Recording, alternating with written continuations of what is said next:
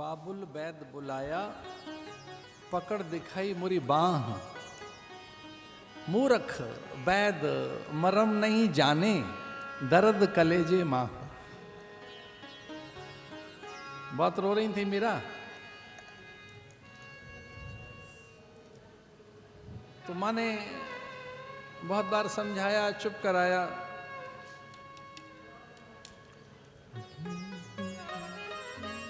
कि जितने मूंगे माणिक्य वैदूर्य रत्न और अत्यंत मूल्यवान जेवरात जवाहरात, ये सब कितने आभूषण मैंने ढेर लगा दिए तेरे आसपास। जो सुख मैंने कभी नहीं लिया वो सुख तुझे दिया।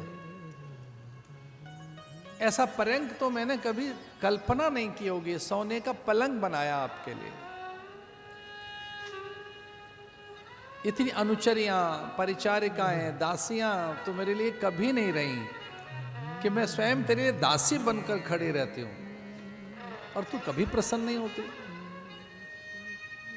इतने धन धान्य, इतने सेवक अनुचर दासियां,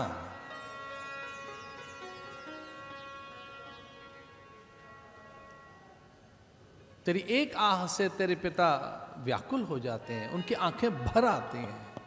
तुझे आखिर है क्या? रोती रहती थी, कुछ बताती नहीं थी, आंखों में आंसू।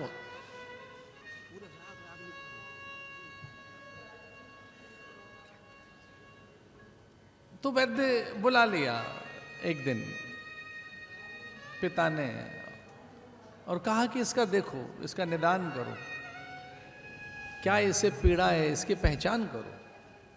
और मीरा लिखती है, बाबुल बैद बुलाया, पकड़ दिखाई मोरी बाह। मूर्ख बैद मरम नहीं जाने, दर्द कलेजे मां। वैद्य बड़ा सुजान था, गुणी था, चतुर था, बुद्धिमान था। वैद्य ने कहा कि इन्हें कोई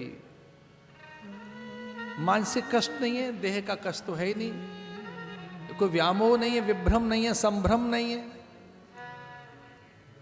अज्ञानता नहीं है, मूढ़ता नहीं है, जड़ता नहीं है, शठता नहीं है, आत्मग्लानि नहीं है,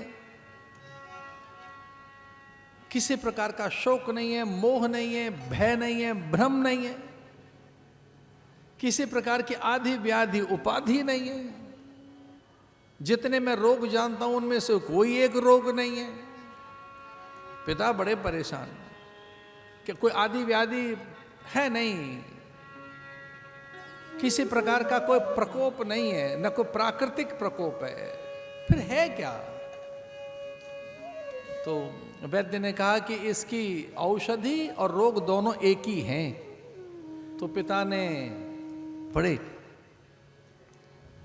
उत्सुकता के वशीभूत पूछा कि रोग और औषधि एक क्या हो सकती है?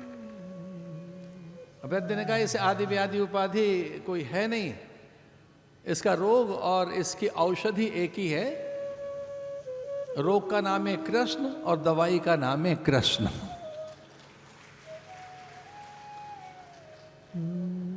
उस समय के वैद्य जानते थे।